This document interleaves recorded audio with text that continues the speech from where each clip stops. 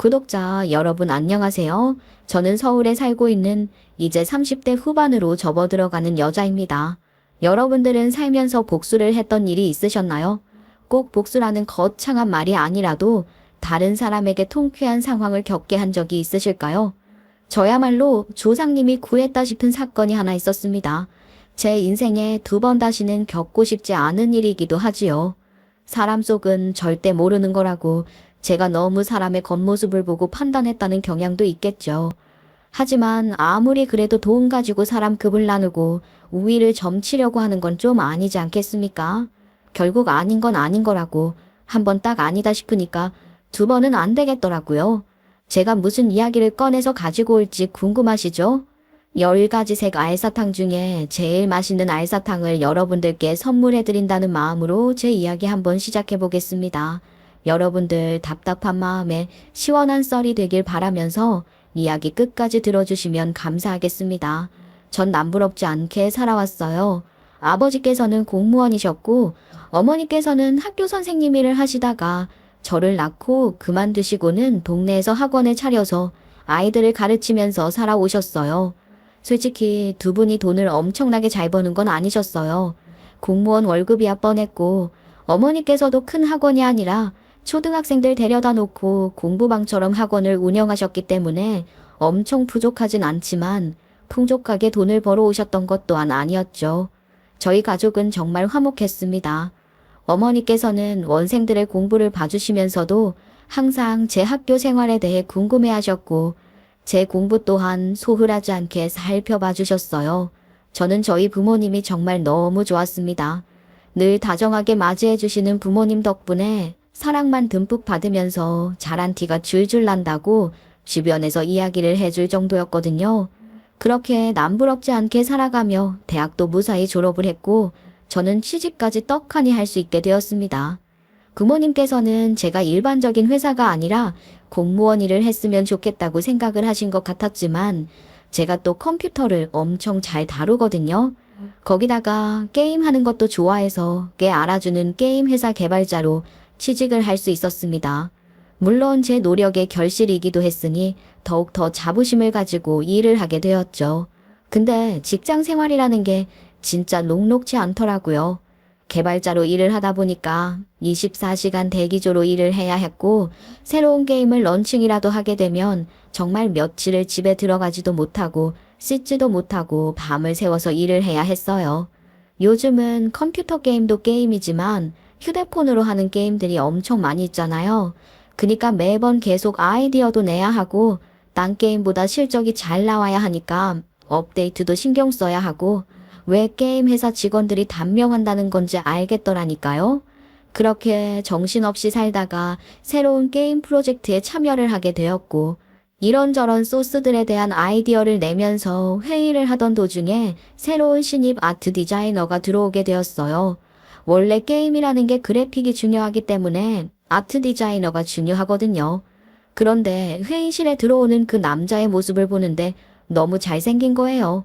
물론 제가 콩깍지가 씌여서 그런 걸지도 모르겠지만 기도 훤칠하고 진짜 한눈에 뿅 반해버렸다는 게 무슨 말인지 알겠더라고요.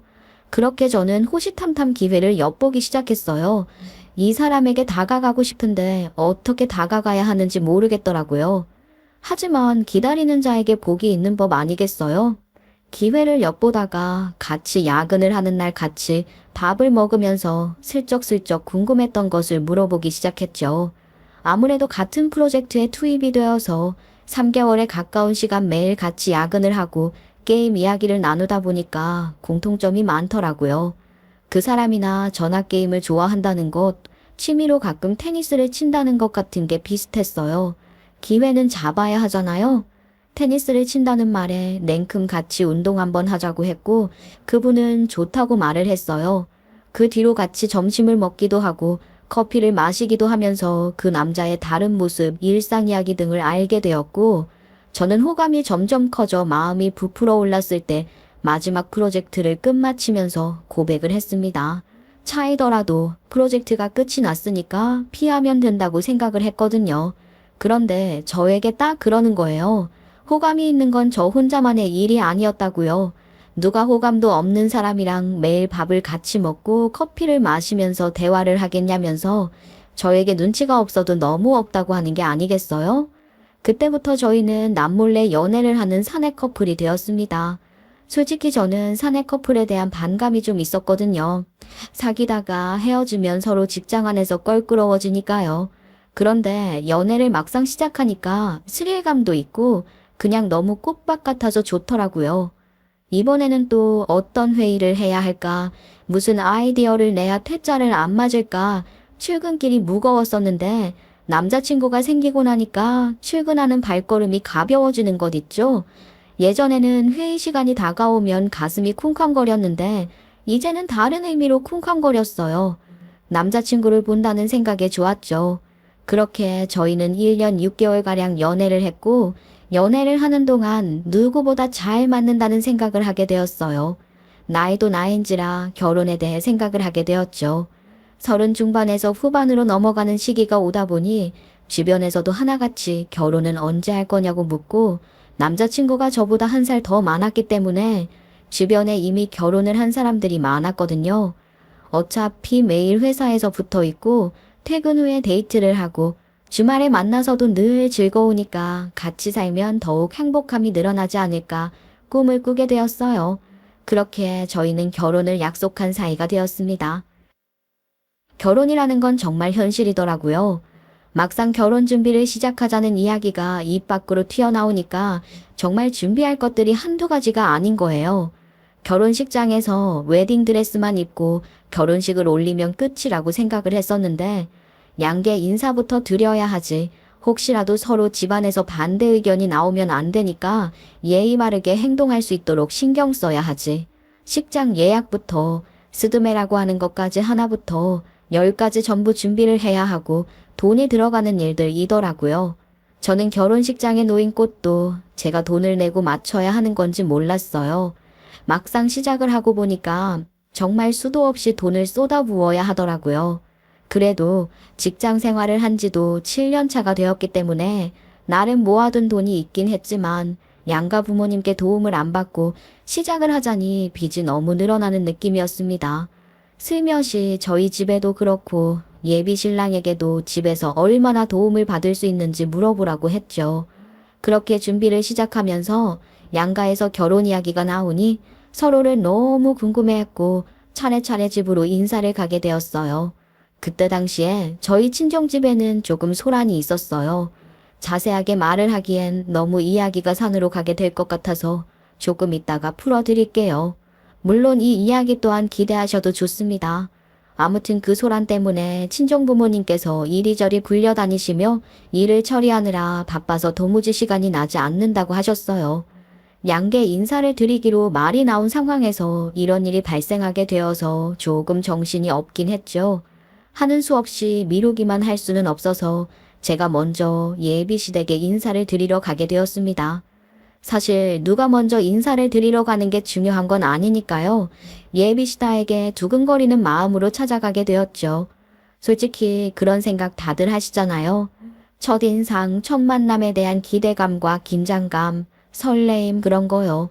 게다가 집으로 인사를 드리러 가는 거니까 집안 분위기가 어떨지 너무나도 궁금했었어요.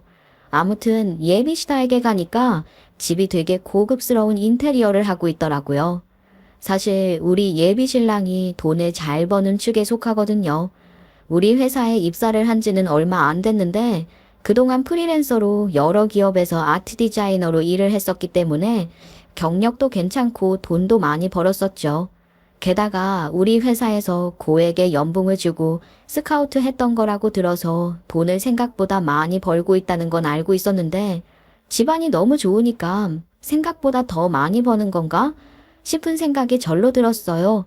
그때까지만 해도 서로의 집안이 뭘 하는 집안인지 그런 이야기를 자세하게 나누진 않았거든요. 그냥 양가 부모님께서 각자 밥벌이를 하고 계시고 노후 준비는 어느 정도 하고 있다. 이 정도만 말을 했었어요. 왜인지 모르겠지만 저는 솔직하게 전부 오픈할 수 있었는데 예비 신랑이 그런 이야기를 나누는 것에 부담을 좀 가지는 사람처럼 어물쩍 넘어가더라고요.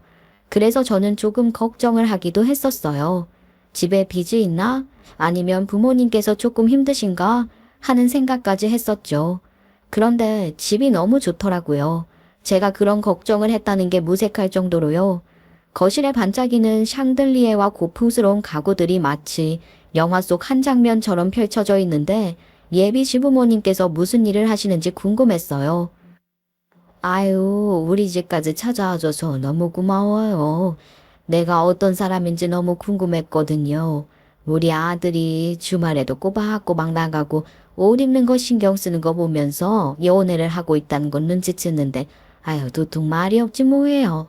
그래서 언제 소개시켜주려나 했는데 이렇게 찾아오니 너무 반갑네요.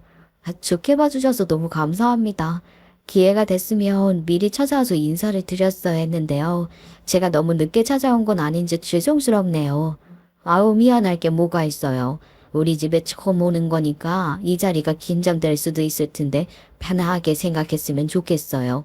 우리 어차피 가족이 될 건데 서로 너무 거리 두면 좀 그렇잖아요.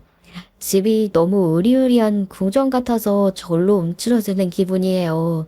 제가 이런 분위기가 익숙하지가 않아서요. 아, 내가 인테리어에 관심이 많아서 그래요. 집 꾸미는 것만큼 재미난 일도 없거든요.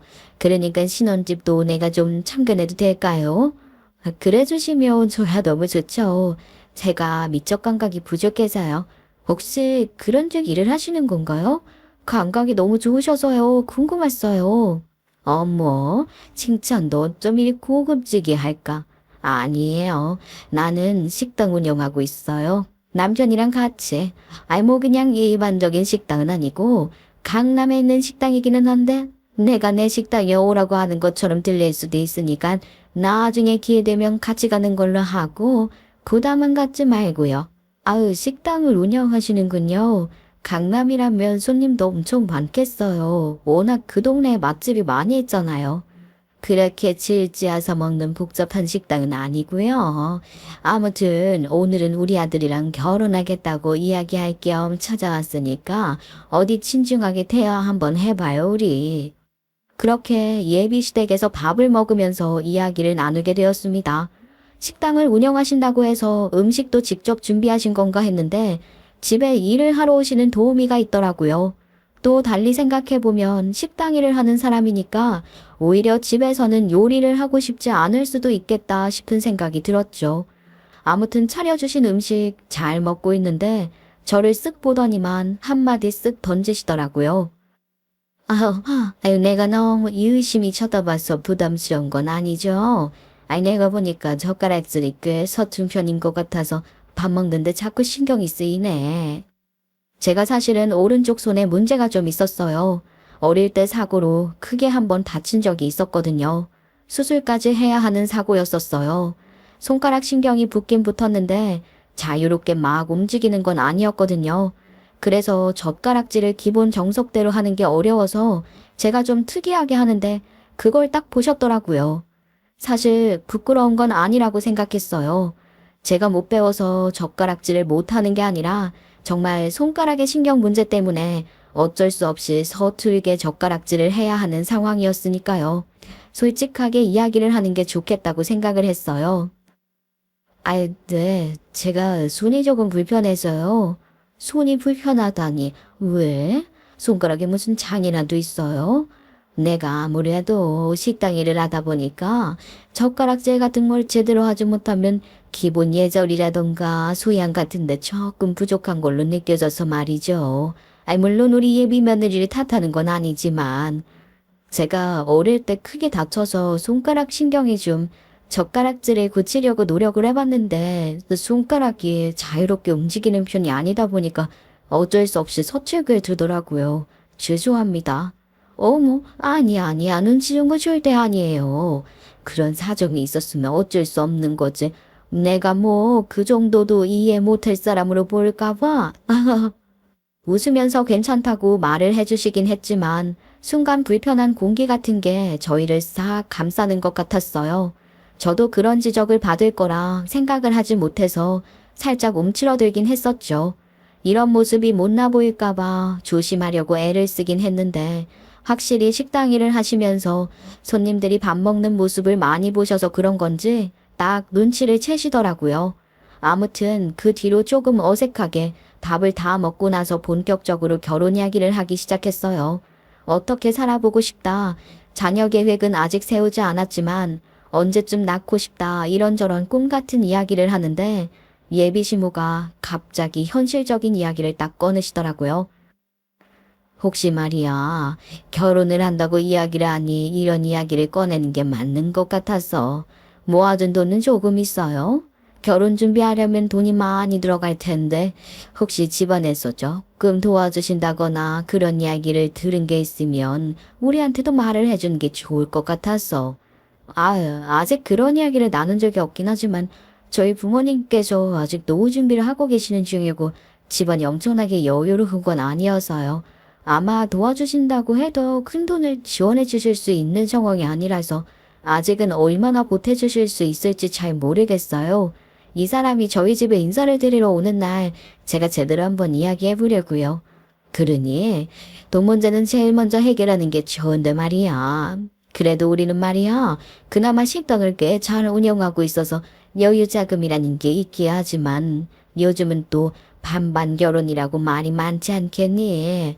반반 결혼하려면 서로 금액도 딱 맞춘 게 좋을 것 같은데 우리 집 기준으로만 생각하면 사돈댁에서 힘드실지도 모르겠구나. 그러니 사돈댁에서 해주시는 만큼 우리도 준비를 하는 걸로 하는 게 좋겠네. 네. 그렇게 도와주신다고 먼저 말씀을 해주시니까 정말 감사합니다. 아니다, 예.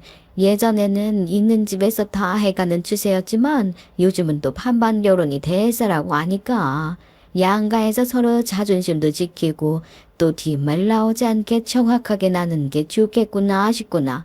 너무 서운하게 듣지는 말고. 결혼이라는 건 가족과 가족이 하나가 되는 건데 너무 딱딱 가르기를 하는 말투로 말씀을 하시길래 조금 당황스럽긴 했지만 그래도 뒷말 안 나오게 반 갈라서 하는 거 나쁘지 않다고 생각하긴 했어요. 저도 그동안 모아둔 돈이 있었고 하니 조금 부족한 부분은 양가 도움받고 그래도 안 되면 대출을 받으면 되겠지 하고 생각했거든요. 그렇게 인사를 드리고 난 뒤에 저희 집에도 예비 신랑이 인사를 드리러 왔고 거기서 본격적으로 양가 부모님께서 똑같은 자금을 도와주시기로 말을 맞추게 되었습니다. 저희 부모님께서도 오히려 그게 더 깔끔하겠다고 동의를 해주셨거든요. 우리 부모님께서도 그렇고 저도 그렇고 예비 시부모님께서 강남에서 운영한다는 식당이 궁금하긴 했었는데 알려주지를 않더라고요. 저는 어물쩍 넘어가는 예비 신랑을 보면서 의문을 품게 되었고 저희 집에 인사를 드린 다음 따로 예비 신랑을 붙잡고 물어보았어요. 자기야, 우리 부모님도 그렇고 엄청 궁금해 하시는데 왜 말을 안 해주시는 거야? 어머님하고 아버님께서 운영하신다는 강남식당 말이야. 그게 궁금해? 사실 이런 걸로 서로 부담 갖는 게 싫어서 그래. 우리 부모님께서도 결혼식 다 올린 다음에 알려줬으면 좋겠다고 말씀하셨었고 말이야. 아니 어차피 결혼할 건데 이런 걸 굳이 숨길 필요가 있나 싶은 생각이 들어서 그런 거지. 결혼까지 할 사이에 예비 시부모님 가게가 어딘지도 모르는 게 더 이상하지 않아? 우리 부모님께서 좀 그러신가 봐. 식당 위치를 알게 되면 괜히 방문해서 밥 먹어야 하나 싶은 생각도 들 거고 우리 부모님께서는 또 가족이 될 사람이 밥을 먹으러 왔다는데 돈을 받아도 되나 그런 생각이 드실 테고 사사로운 감정 같은 게 생기기 마련 아니겠어? 그런가? 하긴 내가 돈을 내겠다고 해도 어머님 아버님께서 부담스러우실 수도 있겠다 싶네. 그리고 나는 식당을 물려받을 생각 같은 게 전혀 없어. 앞으로도 지금처럼 쭉 그림만 그리면서 살고 싶단 말이야. 그러니까 우리 부모님께서도 언제가 될지 모르지만 빠르면 당장 내일이라도 권리금 받고 팔아치울 수 있는 가게다 이 말이야. 굳이 관심 가지지 않아도 괜찮아. 알겠어. 그럼 나는 일단 어머님 아버님께서 먼저 말씀해 주시기 전까지는 말 안 할게. 저는 솔직히 모르는 게 좀 다행이라고 생각하기도 했어요. 왜냐면 또 그렇잖아요. 괜히 식당일 하는 거 알고 깐죽거렸다가 손님 많고 바쁠 때 혹은 주말이라도 우리 식당에 와서 일하라고 할 수도 있는 거 아니겠어요? 처음에는 귀한 며느리 취급해 줄지 몰라도 나중에 돼서 우리 식당에서 일 좀 하라며 할 수 있으니까 피하고 싶었거든요. 저는 주말에 좀 쉬고 싶었고 식당 일 하는 거 괜히 알아봐야 저한테 득될 게 없다고 생각했어요. 나중에라도 뭐 시키고 싶은 일이 있거나 생각이 바뀌면 저한테 말을 해주겠지 싶어서 그때까지는 저도 입 다물겠다고 생각을 했습니다. 누구나 귀찮은 일은 피하고 싶은 게 정석이잖아요. 그 뒤로 별 문제 없이 결혼 이야기가 진행이 되고 있다고 생각을 했는데 혼수 문제 때문에 예비 시모랑 만나서 이야기를 나누게 되었습니다. 그런데 저한테 그러는 거예요. 우리 아들이랑 같은 회사에서 일을 하면 버는 돈은 비슷하겠네. 요즘 게임 회사들이 장사가 잘 되나 봐. 우리 아들 연봉이 꽤 높던데? 그렇게 말씀을 하시는데 어떻게 대답을 하는 것이 좋을까 고민이 많이 되긴 하더라고요. 사실 저희가 급여 차이가 좀 나거든요.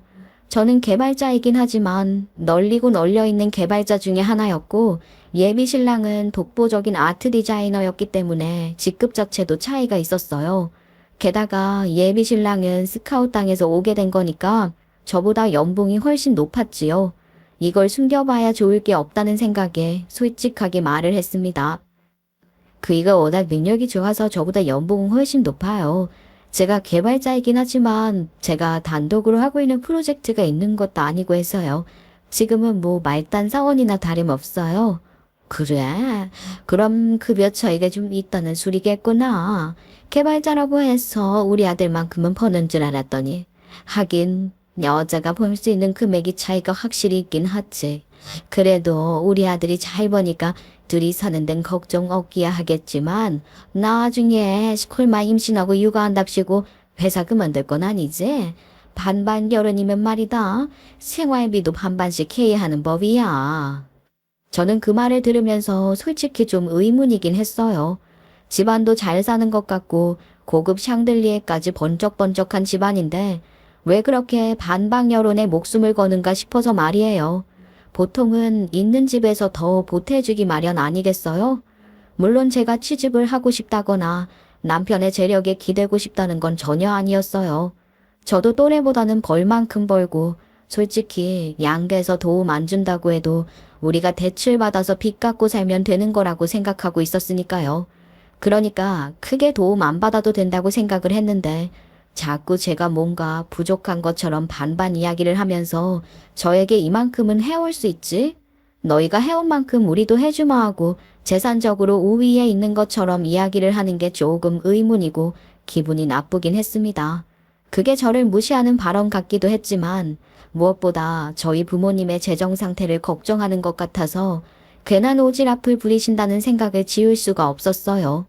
일단 저희 둘 사이는 전혀 문제가 없었으니까 결혼 준비에 대해 이야기를 나누다가 일단 식을 언제 할지 날짜를 정확하게 잡아야 스드메 예약도 할 수 있을 거고 또 신혼집을 언제 얻을지도 결정할 수 있을 것 같아서 양가 상견례를 준비하기로 했습니다. 요즘 트렌드에 맞춰서 해야 한다고 상견례도 너무 딱딱하게 격식만 맞추면 안 된다고 하더라고요. 양가가 서스럼 없이 이야기를 할 수 있어야 하는 분위기를 만들기 위해서 조금 밝고 아기자기한 한정식집 같은 곳으로 예약을 하려고 했는데 우리 엄마가 딱 잘라 말씀하시더라고요.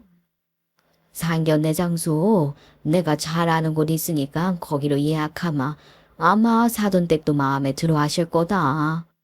처음에는 감사합니다 하고 인사를 했는데 마음이 조금 그렇더라고요. 시댁이 식당을 운영하는데 거기서 해야 하는 건 아닌가 하는 생각이 드는 거예요. 물론 장소고 음식이 어떤 게 나오는지 아무것도 몰랐지만 그래도 예비시댁에게 물어봐야 한다고 생각을 했죠. 아예 엄마 근데 예비시댁에서도 상견례 장소를 어디서 하는 게 좋을지 물어봐야 하는 건가 싶어서 그이는 나보고 결정해도 된다고 편하게 장소 정해서 알려달라고 하긴 했는데 그쪽에서 우리 보고 정하라는 게 뭐가 문제야? 걱정 하나도 하지 마. 내가 꽤 괜찮은 곳을 알고 있거든. 얼굴도 모르는 사이에 처음으로 인사하고 만나서 어색하게 밥 먹어야 할지도 모르는데 아이 오히려 분위기라도 좀 고급스럽고 괜찮은 곳에 가는 게 낫지 않겠어? 내가 예약하려는 곳이 딱 그런 곳이야. 음식도 괜찮고 손님도 별로 없어서 한적하고 분위기도 고급스러워. 아유, 그런 땐 또 언제 알아보셨어요? 엄마, 나 조금 서운하려고 그래. 딸이 시집 간다는데 너무 좋아라는 거 아니에요? 얘는 나도 서운하지. 아니, 엄마가 초등학교 선생님 일할 때 같이 일했던 선생님들 중에 교장 자리에 승진한 동기가 있거든.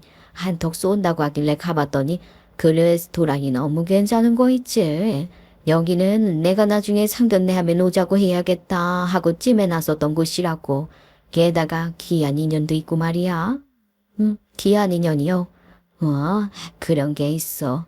아무튼 한적하니 조용해서 이런저런 이야기 나누기 딱 좋다. 거기로 예약하마. 알겠어요, 엄마. 신경 써줘서 감사해요. 어머니께도 알려드려야겠어요.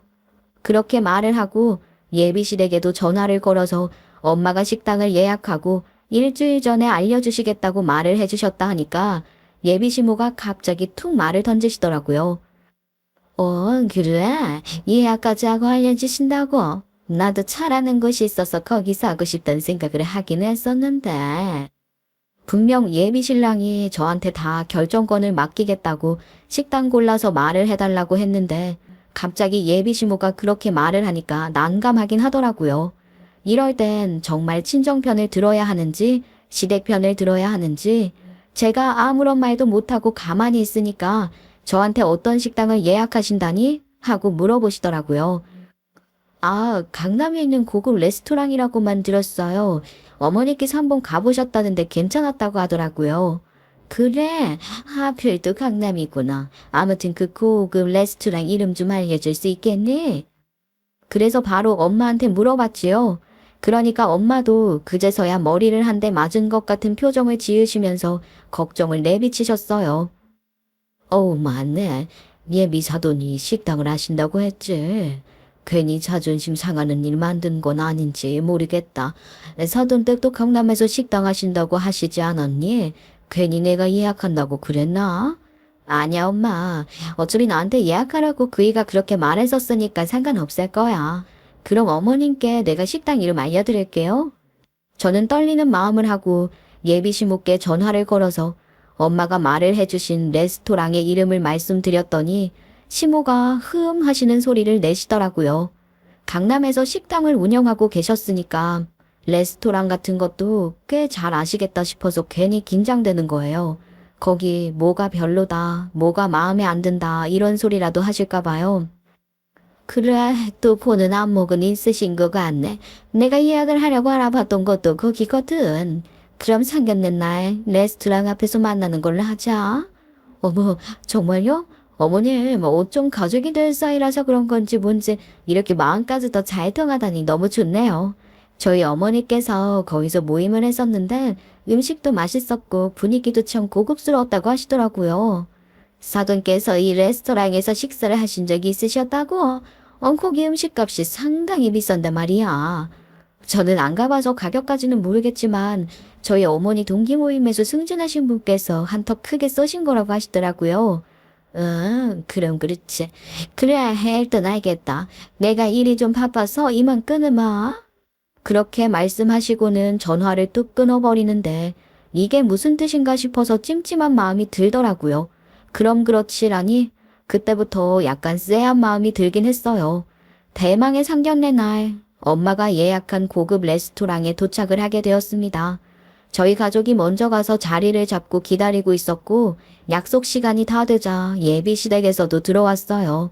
우리가 예약을 구석에 파티션 쳐진 곳으로 해놨는데 아주 조용하고 파티션으로 분리가 되어 있어서 같은 공간에 있는 느낌은 있지만 다른 손님들과는 따로 떨어진 것 같은 느낌이 물씬 드는 곳이었어요.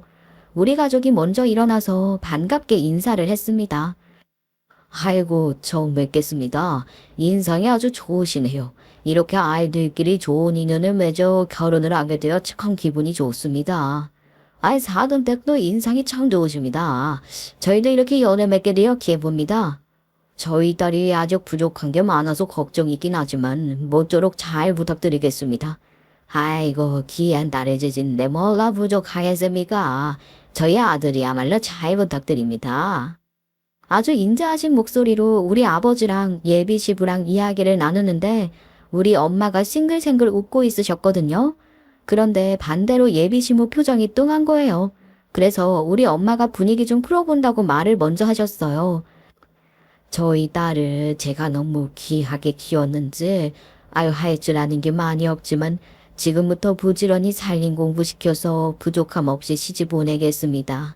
서툰 면이 있다 하더라도 너그러이 봐주시면 좋겠어요. 시집 갈 때까지 제가 품 안에서 잘 지도 편달하겠습니다.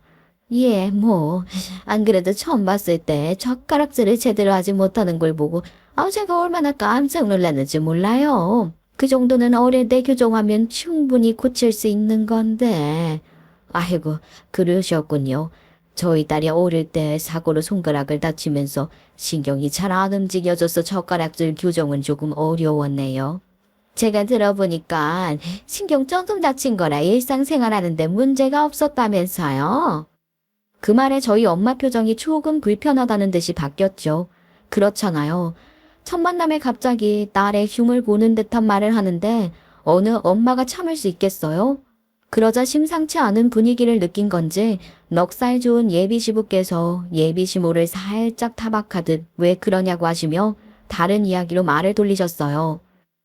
아이고, 좋은 자리에서 좋은 이야기만 합시다. 애들 이제 결혼 준비 본격적으로 들어가게 되면 혼수 준비도 해야 하고 신경 쓸 게 한두 가지가 아니더라고요. 저도 참 어떻게 결혼을 했는지 너무 옛날 이야기라 하나도 기억이 안 나더라고요. 애들은 반반 결혼하자고 하는데 저는 솔직히 집은 남자가 해와야 하는 거 아닌가 하는 생각을 해왔습니다. 아니 여보, 갑자기 집을 남자가 해온다니? 왜 그래야 해요? 요즘은 반반 결혼이 대세라는 건 몰라서 그래요. 이는 나 참 나랑 사이도 없이. 아니 옛날에는 남자가 여자 데리고 오면서 집 해왔던 걸 몰라서 그래. 그게 우리나라 전통인 거야. 예전에는 남자가 다 집 해오고 그랬지. 당신이 무슨 조선시대 사람이에요? 전통 운운하면서 언제적 이야기를 하는 거야. 나는 솔직히 반반 결혼도 아깝다고 생각합니다. 아니 사돈, 반반 결혼도 아깝다니요. 그게 지금 무슨 소리십니까? 솔직한 말로 그게 맞죠. 우리 아들 능력이면 요즘 말하는 천상계급 남자 아닙니까? 연봉도 억대 연봉에 생긴 것도 훤칠하고 어디 가서 절대 빠지지 않는 놈이라고요. 우리 아들이. 같은 회사 다니면 뭐해? 연봉 차이가 어마어마하게 나는데. 안 그래요.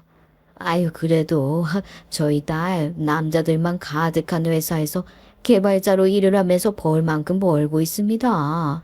그 자리를 지켜내느라 얼마나 고생을 했는지도 모르시면서 참 너무 막말을 하시네요.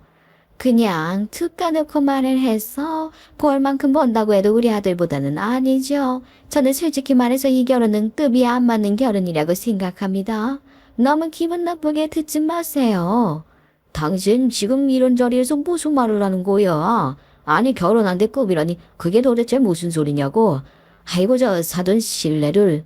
여보, 당신도 나랑 생각 비슷한 거 아니에요?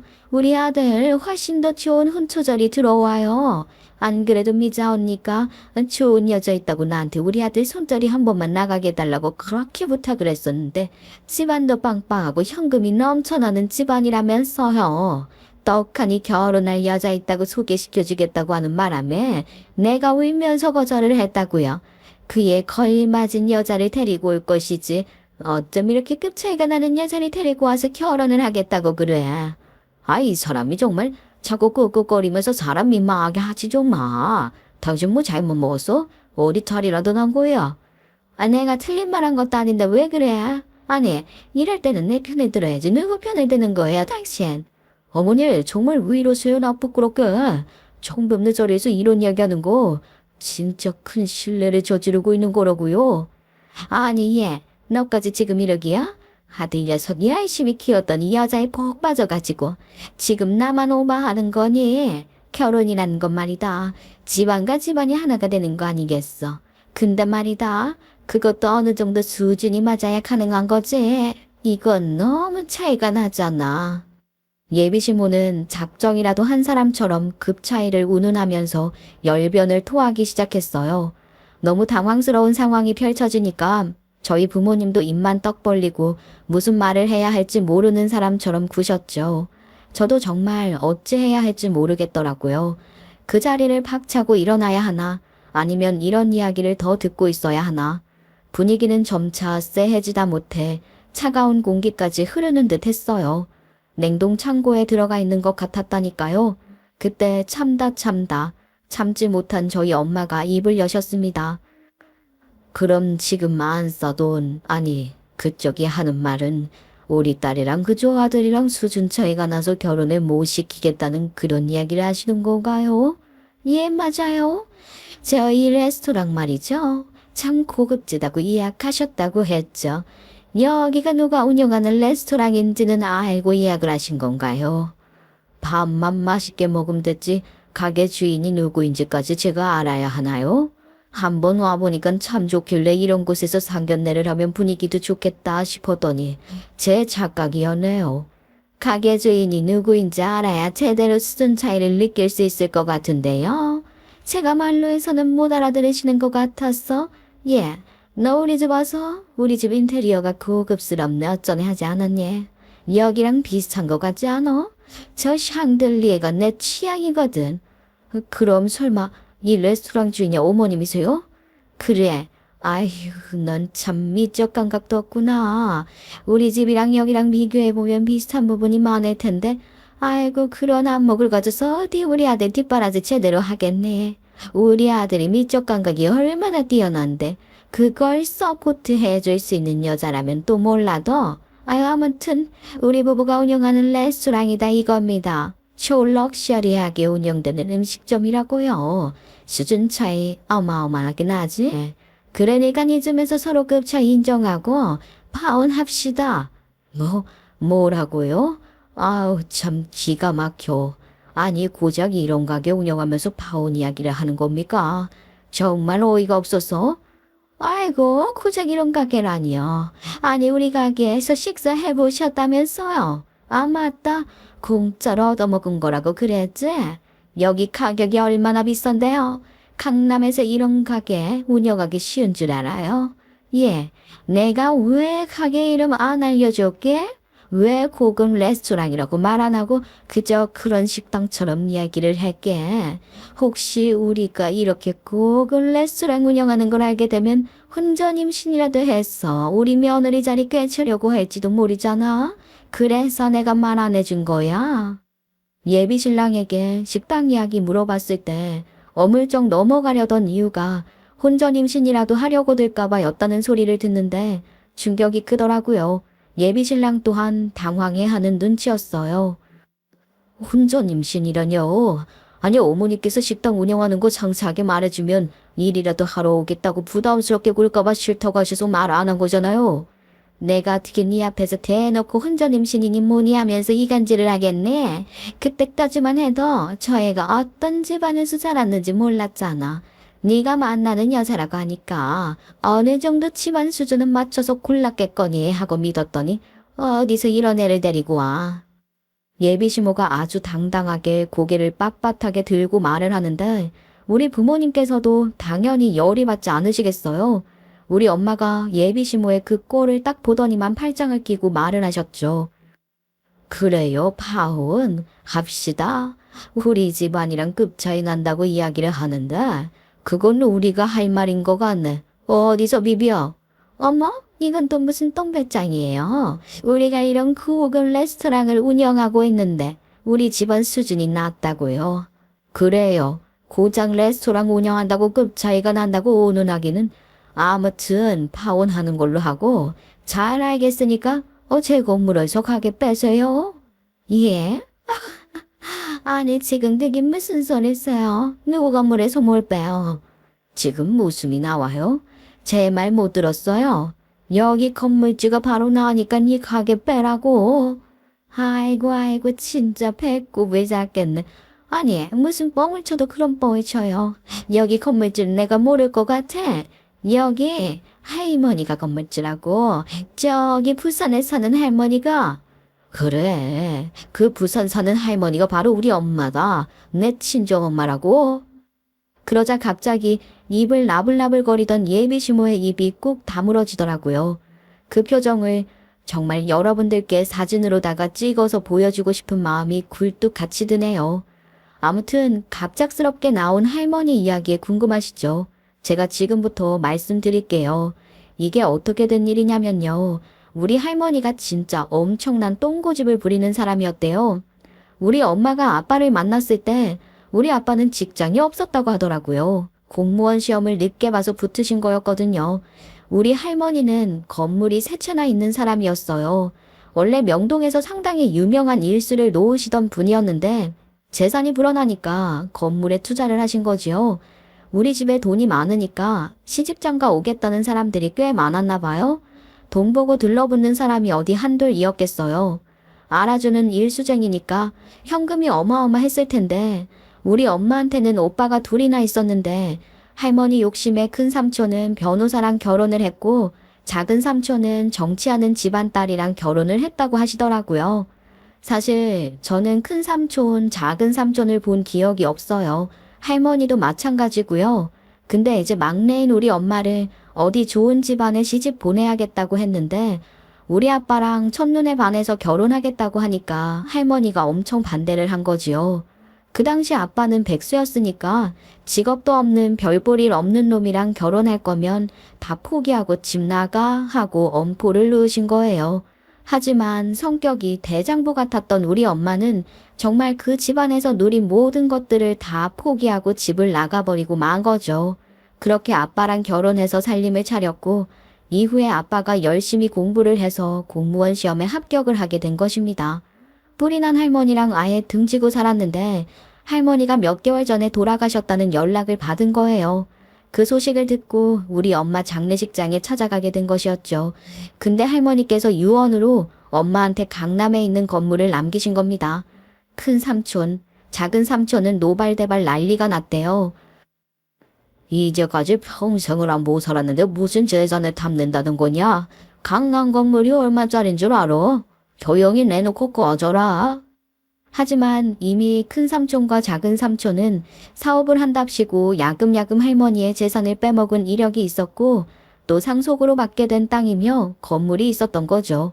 그 와중에 강남 건물이라고 하니까 욕심을 더 내신 거예요. 엄마도 가만히 있진 않으셨죠. 유류분 청구 소송을 통해서 엄마 몫의 건물 찾아오게 되었습니다. 우리 엄마도 대단하긴 하지요. 아무튼 제가 앞에서 잠깐 언급했던 소란스러운 일이 이 일이었어요. 엄마가 강남 건물을 받았는데 이게 또 건물주가 바뀌는 경우 일반적으로 세입자에게 직접 통보를 하는 법적 의무는 없다고 하더라고요.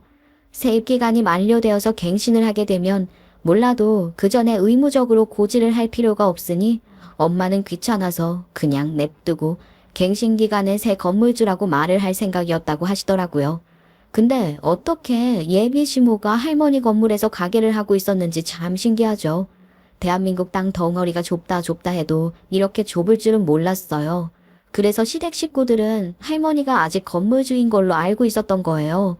아직 갱신기간이 몇 개월 남아있으니까 엄마 입장에서는 나중에 밝혀도 되겠지 싶었던 거겠죠. 근데 이렇게 밝혀지게 될 줄 어떻게 알았겠어요? 엄마는 자기 건물에 들어와 있는 레스토랑이니까 친구들이랑 만나서 밥 한 끼 먹었었고 괜찮은 분위기라 생각해서 이 가게로 상견례 자리를 예약하기로 마음먹으셨던 거죠. 어차피 시부모가 운영하는 가게라고 하지만 실질적으로 가게에 매번 붙어 있는 건 아닌 것 같더라고요. 어차피 직원들 다 있으니까 마감할 때나 슬쩍 오는 정도로만 관리를 하셨던 것 같아요.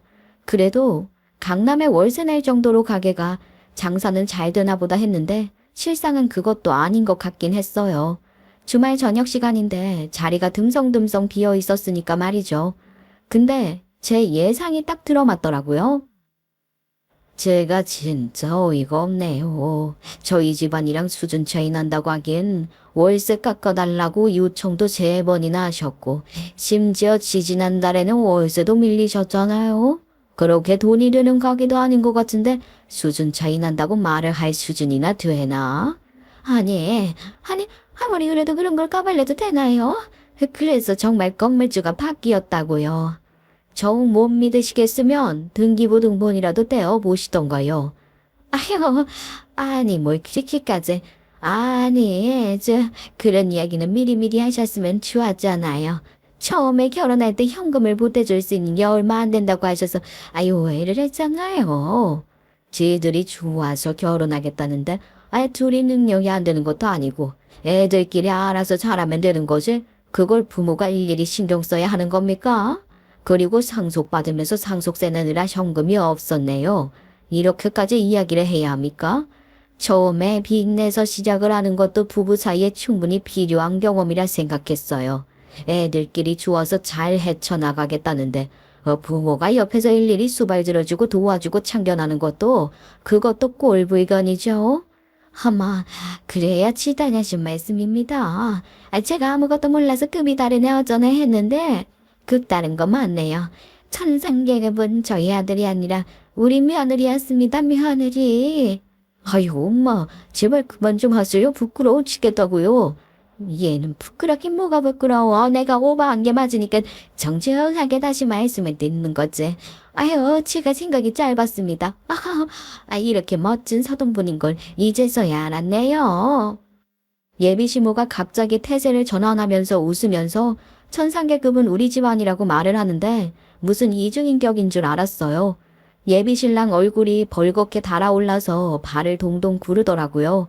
솔직히 보는 저도 쪽팔렸는데 예비 신랑 입장에서는 얼마나 더 쪽팔렸겠어요. 거의 툭 치면 울 것 같은 얼굴을 하더라고요. 오죽하면 민망해서 제가 다 달래주고 싶었다니까요.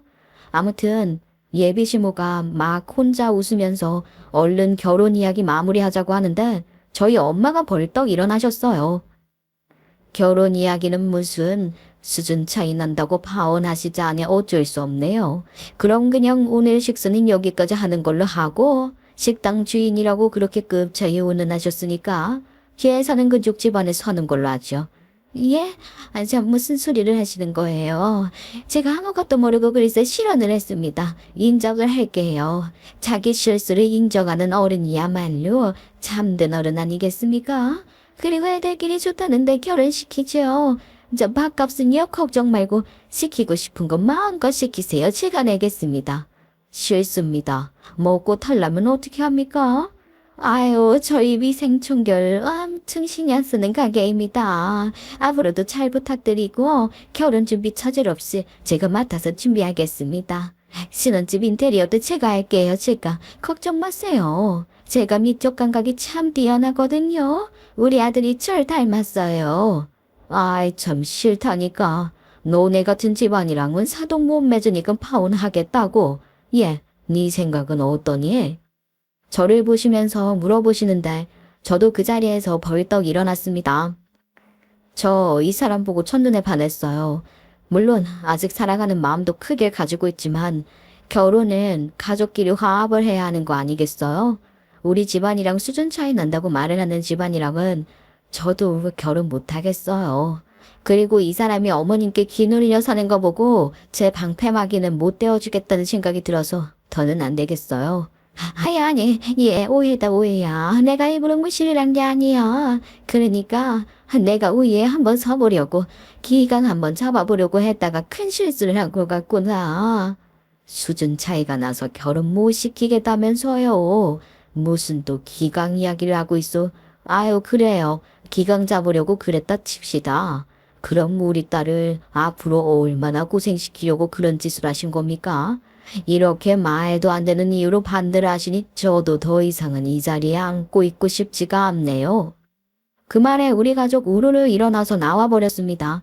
제가 마지막으로 나오니까 예비 시댁 식구들 다 따라 나와서 잘못했다고 실언한 거 한 번만 너그러이 용서해달라고 비는데 직원들이 영문을 모르는 얼굴로 사장님 왜 그러세요?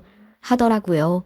예비 시모 듣지도 않고 건물주 앞에서 사장님이 무슨 소용이냐며 잘못했다고 빌기 시작했죠.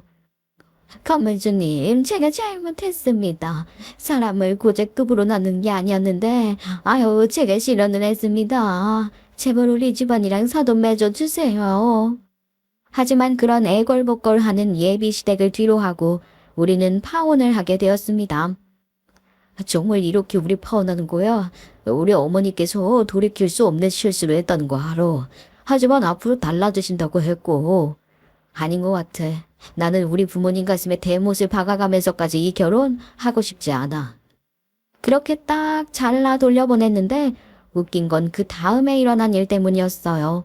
전 예비시댁 가게가 엄청 고급스러웠다고 했잖아요. 이 가게 문제가 많았더라고요. 소위 말하는 장소에 어울리는 옷을 입어야 한다면서 레스토랑에 식사를 하러 온 손님이 청바지에 운동화를 신고 왔다고 쫓아내버린 거죠. 그런데 그 고객 하필이면 만만치 않은 사람이었던 겁니다. 그 사람이 요즘 엄청 뜨고 있는 무슨 스타트업 벤처기업 사장이었나 봐요. 이런 가게는 망해야 한다면서 본인 SNS에 글을 올려버린 거죠. 하필이면 젊은 20, 30대 고객들을 유치하는 사업을 하고 있었고 젊은 사람들이 하나같이 소문을 퍼다 나르면서 입소문이 퍼지게 된 거죠. 그나마 찾아오던 손님들까지 뚝 떨어지고 가게 월세를 못 내서 결국 가게도 정리하게 되었습니다. 저희가 인연도 있는데 월세를 조금만 깎아주시면 안 될까요? 아니, 저희 사정 뻔히 하시면서 이 가게까지 접으면 저희 먹고 살 길이 막막해요. 잘난 천상계급 아들이 있는데 뭐가 걱정이십니까? 강남에 있는 건물인데 손해볼 수야 없지요. 계약 갱신은 없던 걸로 하겠습니다. 그러니까 가게 떼세요. 나중에 식당은 권리금 받고 팔아치울거니 뭐니 하더니만 노후 자금까지 전부 물 건너가고 직원들 월급까지 밀려서 노동청에 신고까지 당했다고 하더라고요. 그래도 그 잘난 천상계 그 마드님이 해결해주지 않겠나 하고 있어요. 제가 상관할 일은 아니잖아요. 물론 집안 차이가 너무 크게 나면 어느 한쪽이 손해보기 마련이라고 생각을 하긴 해요. 하지만 우리 집은 평범한 가정이었고 이 정도로 먹고 살 수 있는 건 앞으로의 삶에 문제가 전혀 없다고 생각했어요.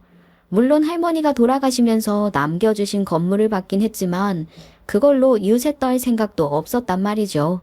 근데 그쪽에서 그렇게 나오니까 우리도 뭐 돈 가지고 난리를 칠 수밖에 없는 거 아니겠어요? 이래서 사람이 늘 겸손하게 살아야 한다는 걸 배우게 되었죠. 저는 앞으로 좀 사람 보는 눈을 키워보려고 해요. 첫눈에 반했고 운명이라고 생각했던 사람이었지만 그 사람만 봐서는 결혼이란 일륜대지사를 결정하기엔 부족함이 있더라고요. 천천히 아직 시간 많다고 생각하면서 차분하게 결혼을 하고 싶은 사람을 만나기 위한 노력을 해보려고 합니다. 앞으로 저에게 두 번 다시는 이런 일이 생기지 않도록 여러분들께서도 딸 시집 보낸다는 마음으로 응원 부탁드려요. 감사합니다.